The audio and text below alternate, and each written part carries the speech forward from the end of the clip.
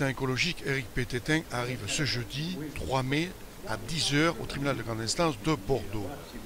Suite à une action d'Éric Pététin d'un essuie-glace cassé, celui-ci a été interné par le préfet de Bordeaux à l'hôpital psychiatrique de Cadillac. Écoutons l'interview d'Éric Pététin. Vas-y Éric, comment se passe ton internement? Tu peux nous dire 2 mots? Eh bien, comme tous les internements en psychiatrie, c'est plutôt dur, parce qu'on est dans un univers fermé, tout blanc, aseptisé, avec un règlement implacable, qui est une absence de sortie. Donc on est enfermé toute la journée. J'ai eu droit qu'au bout de 10 jours, j'ai eu droit à 1h30 de sortie dans le parc. Le reste du temps, on est dans un petit espace clos.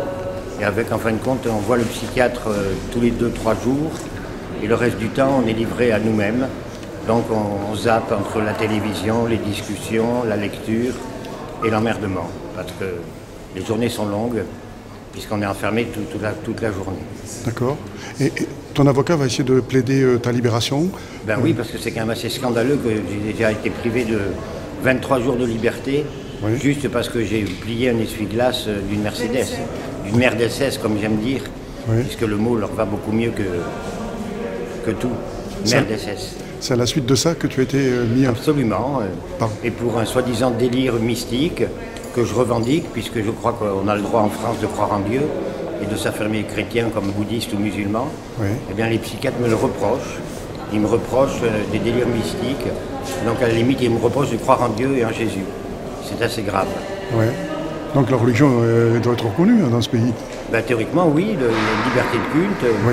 Mais pas pour tous. J'ai l'impression que cette liberté religieuse n'est pas accordée à tout le monde. Et que quelquefois, elle sert à réprimer les gens. En l'occurrence, c'est ce qui m'est arrivé pendant ces 3 semaines. C'est déjà arrivé à quelqu'un d'autre? Je sais que ça arrive à beaucoup de monde, oui. Ça n'arrive pas qu'à moi, bien sûr. Bien entendu. Par exemple, oui. Et ça lui est arrivé à lui? Tout à fait, oui. Est-ce qu'à tes yeux, c'est un internement abusif que tu as eu? Ah oui, on peut parler d'un internement abusif sans contestation possible. D'accord. C'est clair, quoi. Parce que priver quelqu'un de sa liberté pendant 23 jours, comme ça, pour le bon vouloir d'un préfet, c'est scandaleux. J'espère qu'aujourd'hui, la justice républicaine va me libérer. Sinon, ça prouvera qu'elle est à la solde du préfet.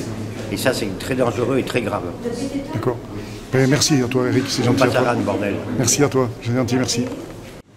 À la sortie de l'audience, Pierre Unique, son avocat, il nous donne ses conclusions. Le tribunal n'a pas les compétences pour ordonner sa liberté de sortie. Il s'en remet aux compétences des psychiatres de l'hôpital de Cadillac.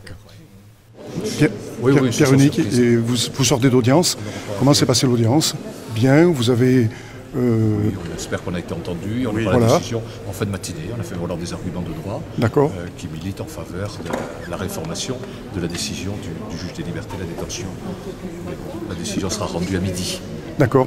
Et après, le reste sera fait par Cadillac, par les experts psychiatriques. Si les psychiatres de Cadillac considèrent qu'effectivement une thérapie ambulatoire est possible, ils le laisseront partir. Voilà. Donc, bonne décision qui est en bonne voie. Oui, mais indépendamment de celle-là. Bon, d'accord. On ne se fait pas trop d'illusions. Donc, il va... Mais toute notre confiance maintenant repose sur les psychiatres de Cadillac qui disent qu'effectivement, il est totalement accessible à une thérapie ambulatoire, c'est-à-dire en étant libre. Merci maître, c'est gentil à vous, merci.